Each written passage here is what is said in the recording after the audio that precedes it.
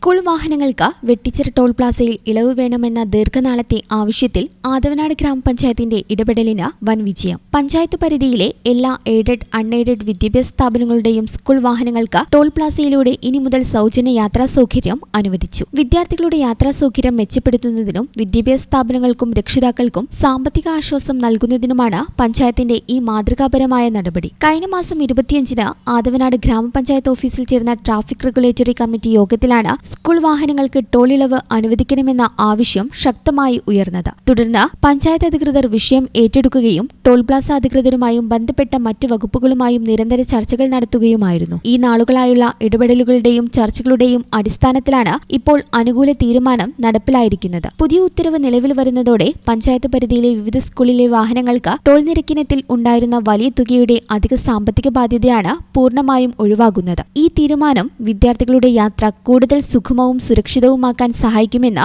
ആദവനാട് ഗ്രാമപഞ്ചായത്ത് president KT Azad പറഞ്ഞു. Toll ഇളവ് ലഭിക്കുന്നതോടെ സ്കൂളുകൾ വണ്ടിക്കൂലി വർദ്ധിപ്പിക്കേണ്ട സാഹചര്യം ഒഴിവാകുമെന്നും ഇത് സാധാരണക്കാരായ രക്ഷിതാക്കൾക്ക് വലിയൊരു ആശ്വാസമാകുമെന്നും അദ്ദേഹം കൂട്ടിച്ചേർത്തു. വൈറ്റിനങ്ങിട്ടൊടുക്കുക പഞ്ചായത്തിന്റെ ഈ ജനകീയ ഇടപെടലിനെ വലിയ കയ്യടിയോടെയാണ് നാട്ടുകാരും വിദ്യാഭ്യാസ സംരക്ഷകരും സ്വാഗതം ചെയ്യുന്നത്. ഈ ചാനൽ ന്യൂസ് വളാഞ്ചേരി.